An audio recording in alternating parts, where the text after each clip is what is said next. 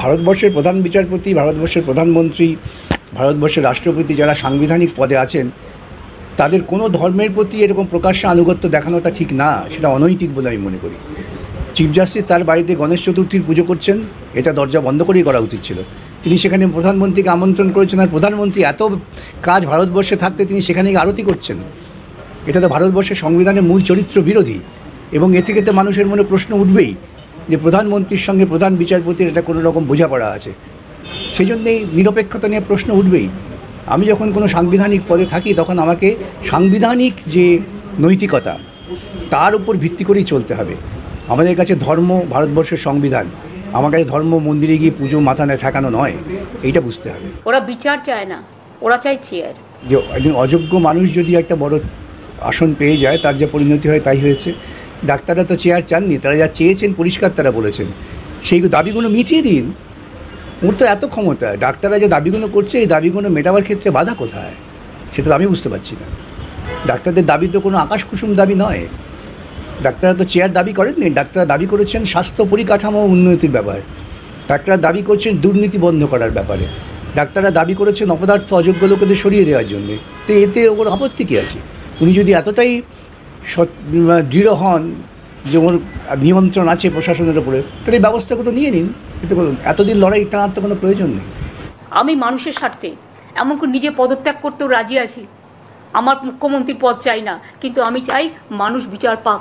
আমাদের এই মুখ্যমন্ত্রী কখনো সত্য কথা বলেন না, সুতরাং উনি পদত্যাগ করতে রাজি বলে তিনি আরেকটা অসত্য ভাষণ দিলেন। উনি আদৌ পদত্যাগ করতে রাজি নন। ওর মতো ক্ষমতালোভী মানুষ খুব কম আছে। আমরা দেখেছি শুধু ক্ষমতা অর্জনের জন্য তিনি পশ্চিমবঙ্গের সর্বনাশ করতে যথেষ্ট উদ্যমী হয়েছিলেন, এবং গুজরাট লবিকে সমৃদ্ধ করার জন্য উনি লড়াই করেছিলেন। সুতরাং ওর কথায় যারা ওর কথা সামান্যতম বিশ্বাস করবেন তারা নিজেরা অন্ধকারের যুগে চলে যাবে। দাবি করছি কী জানেন, আমরা দাবি করছি ওকে ওর ব্যর্থতার জন্য নৈতিক দায় নিয়ে পদত্যাগ করতে। সে পদত্যাগ করুন, পদত্যাগ করতে রাজি আছি কেন? নৈতিক দায় হচ্ছে এমন একটা জিনিস, তা তাৎক্ষণিকভাবেই তাকে পদত্যাগ করতে হবে যে আমি এই নৈতিক দায় নিয়ে পদত্যাগ করলাম। সেটা করার মতো তো তার সৎসাহস নেই। উনি অহরহ অসত্য কথা বলেন, অহরহ ভুল কথা বলেন। লাইভ স্ট্রিমিং করলে মানুষ তো দেখে যাবেন, সব মানুষ দেখবেন যে কী আলোচনা হয়েছে, কী কথাবার্তা হয়েছে। সেটা প্রকাশ হলে পর ওর পক্ষে বড় অসুবিধে হতো, সেই জন্যে তিনি লাইভ স্ট্রিমিংয়ে রাজি হননি। এছাড়াও ভিন্ন কোনো কারণ নেই। বলছি সেখানে তিনি তো একাই কথা বলেন, সেখানে আইএএস আইপিএস অফিসাররা তারা তাদের শিরদাঁড়াটা বিকিয়ে মাথা নিচু করে বসে থাকেন। এমএলএ এমপি যারা থাকেন তারা জানেন যে আমরা কাটমানি খাই, দিদি ধমক দিলে চুপ করে যাবো, যতগুলো হয়েছে দেখতে পাচ্ছেন। কিন্তু এখান থেকে যারা যাচ্ছে তারা তো শিরদাঁড়া শক্ত করার আন্দোলনের তো চিকিৎসক। তাদের দাবি তো কোনো নির্দিষ্ট ব্যক্তি স্বার্থের দাবি না, তাদের দাবি হচ্ছে একটা সামাজিক স্বার্থের দাবি। সেটাই উনি ভয় পেয়েছেন যে এদের ধমকে চুপ করিয়ে দেওয়া যাবে না, অতএব লাইভ স্ট্রিমিং করলে মুশকিল। কথা বলার দরকার থেকে উনি দাবিগুলো মেনে নিন না। এই কোন দাবিটা যা মানা যায় না, যে দাবি মানলে পরে ভারতবর্ষের সংবিধান চুলোয় চলে যাবে? উনি বলুন না যে আপনার এই দাবিটা ভারতবর্ষের সংবিধান সম্মত নয়। মেডিকেলের ঝামেলা, ওরা যে দাবি করেছে দাবি মানতে অসুবিধা কোথায়? ওদের কোন দাবিটা করেছে? ওরা তো ডিএ বাড়াবার দাবি করেনি, ওরা তো ওদের বেতন বাড়াবার দাবি করেনি, ওরা তো দাবি করেনি যে আমি কালোবাজারি করব হাসপাতালের চাকরি করতে করতে, তা তো বলেনি। বরং মুখ্যমন্ত্রী ওই সমস্ত দাবি যারা করেন তাদের প্রশ্রয় দিয়েছেন, তাদের সুরক্ষা দিচ্ছেন।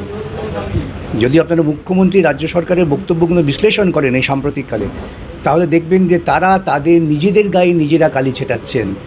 ডাক্তাররা কিন্তু সমুজ্জ্বল চেহারা নিয়ে লড়াই করছেন, নৈতিক লড়াই, নির্দিষ্ট দাবির ভিত্তিতে, যে দাবিগুলো যৌক্তিক দাবি। একটা দাবিও কেউ বলছেন না এই দাবিটা অযৌক্তিক। সুপ্রিম কোর্টে কোনো মামলা চলছে না। যারা বলছেন সুপ্রিম কোর্টে কিছু বিচারাধীন আছে তারা না বুঝে বলছেন। সুপ্রিম কোর্ট স্বতঃপ্রণোদিত হয়ে এই ডাক্তারদের আন্দোলনটাকে তারা বিচার করার জন্য নিয়েছেন। তারা আরজিকর হত্যাকাণ্ড বিচার করার জন্য তারা স্বতঃপ্রণোদিত নেননি। এখন সুপ্রিম কোর্টে বিচারযোগ্য কিছু নেই। যেটা সুপ্রিম কোর্ট করছে সেটা সুপ্রিম কোর্ট তার সাংবিধানিক ক্ষমতার বলে, স্বাস্থ্য যেহেতু একটা সাংবিধানিক মৌলিক অধিকার, সেটাকে রক্ষার জন্য কী কী ব্যবস্থা নেওয়া হয় এটাই করছেন। সুতরাং সুপ্রিম কোর্টে কোনো বিচারাধীন মামলা নেই। মুশকিল একজন লোক যদি অসত্য কথা বলে যান, ধারাবাহিকভাবে তিনি তথ্যবিহীন কথা বলেন, অর্ধসত্য কথা বলেন, তাকে ঠেকাবে কে? তাকে তো ঠেকাবার কেউ নেই।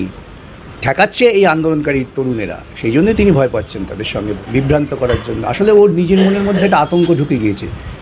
এতদিন ধমকে চমকে তিনি সবাইকে নিয়ন্ত্রণ করার চেষ্টা করছিলেন, বামপন্থীদের পারেননি, আর এই চিকিৎসকদের পারছেন না। এটাই ওর পক্ষে বিপজ্জনক হয়ে গেছে। যে পদত্যাগ করতে রাজি আছি, পদত্যাগ করে দিন। যার এই মানসিকতা থাকে যে ব্যর্থতা হয়েছে, ব্যর্থতা স্বীকার করে পদত্যাগ করছি, তিনি পদত্যাগ করতে রাজি আছে বলেন না, তিনি পদত্যাগ করে দৃষ্টান্ত স্থাপন করেন। সুতরাং এটা বুঝতে কারো পক্ষে খুব একটা অসুবিধা হবে না। উনি ঠায় বসে থাকেন, উনি কোনো কাজ করেন বলে তো আমার মনে হয় না। দৌড়ঝাঁপ করেন, লোককে গালাগালি করেন, এটাই করতে পারেন, এছাড়া কিছু পারেন না। সরকারের দায়িত্ব আন্দোলন হচ্ছে, আন্দোলন মেটানোর জন্য ব্যবস্থা নেয়। এটা সুপ্রিম কোর্টের দায়িত্ব না, সুপ্রিম কোর্টের দায়িত্ব নেয়নি এবং দেয়নি কাউকে। অতএব সুপ্রিম কোর্ট বলে লাফালাফি করে লাভ কী? মুখ্যমন্ত্রী তো ওয়েট করেই থাকতে হবে, তিনি রাজ্যের মুখ্যমন্ত্রী হয়েছেন। আমার নির্যাতিতার মা বাবা যখন 3 ঘন্টা থানা বসেছিলেন, কার অপেক্ষাটা অনেক বেশি গুরুতর, কার অপেক্ষাটা অনেক বেশি মানসিক বিভ্রান্তি অত্যাচারের সৃষ্টি করেছে? মিতার বাবা মাকে 3 ঘন্টা বসিয়ে রাখার অপেক্ষা? আর মুখ্যমন্ত্রী ঠান্ডা ঘরে বসে চা খাচ্ছেন, গল্প করছেন, একে তাকে ধমকাচ্ছেন, 2 ঘন্টা তিনি অবসর কাটিয়ে দিলেন। সুতরাং এই দুটোর কোনো তুলনা হয় না। অস্ত্রটা কিসে? সুপ্রিম কোর্ট কি বলতে পারেন নাকি ধর্মঘট করবে না? বলতে পারেন না, সুপ্রিম কোর্ট বলেননি। সুপ্রিম কোর্ট বরং ডাক্তারদের পক্ষে রায় দিয়েছেন যে তারা যদি নির্দিষ্ট সময়ে কাজে যায় তাহলে তাদের বিরুদ্ধে কোনো ব্যবস্থা নেওয়া যাবে না। সুপ্রিম কোর্ট রাজ্য সরকারকে কোনো রকম এরকম দায়িত্ব দেয়নি। রাজ্য সরকার যে আইন আছে আইন নিয়ে কাজ করবে। জুনিয়র ডাক্তাররা তো তাদের বক্তব্য বলেছেন, তারা তো এই তথ্যকে চ্যালেঞ্জ করেছেন। যদি এই কথা হয় যে জুনিয়র ডাক্তারদের উপরে 7 লক্ষ মানুষের পরিষেবা নির্ভর করছে, তাহলে তো মুখ্যমন্ত্রী স্বীকার করলেন তিনি স্বাস্থ্যমন্ত্রী হিসেবে ব্যর্থ। স্বাস্থ্য পরিকাঠামো নেই, মাত্র এই কয়েকজন ডাক্তার ধর্মঘট করছেন, তাদের উপরে দাঁড়িয়ে আছে। এই কথার মধ্য দিয়ে কি মুখ্যমন্ত্রী নিজের অযোগ্যতা, স্বাস্থ্য দপ্তরের যে করুণ চেহারা সেটা প্রকাশ করলেন না? এই কথার মধ্য দিয়ে তিনি কি স্বাস্থ্য দপ্তরের অন্যান্য চিকিৎসক যারা আছেন, প্রবীণ চিকিৎসক যারা সেবা করছেন আপ্রাণ, তাদের অপমান করলেন না? এবং মুখ্যমন্ত্রী এই কথাতে কিন্তু সমস্ত চিকিৎসক সমাজ তারা ঐক্যবদ্ধ হয়ে যাচ্ছেন। এই বোধটা কি ওর আছে? আমি জানি না আছে কি। এই কথা বলে মুখ্যমন্ত্রী প্রকৃতপক্ষে নিজের প্রশাসনিক অযোগ্যতা প্রমাণ করলেন, স্বাস্থ্য পরিকাঠামো যে কত ভঙ্গুর সেটা প্রমাণ করলেন, এবং চিকিৎসক সমাজ যারা দিবারাত্রি পরিষেবা দেওয়ার জন্য প্রাণাতিপাত করছেন তাদের অপমান করলেন। ভিডিওগ্রাফি স্বচ্ছতাকে বলে, ভিডিওগ্রাফি তো যে কোনো সময় এটা এডিট করা যায়। ভিডিওগ্রাফি করলে আর লাইভ স্ট্রিমিংয়ে বাধা কোথায়?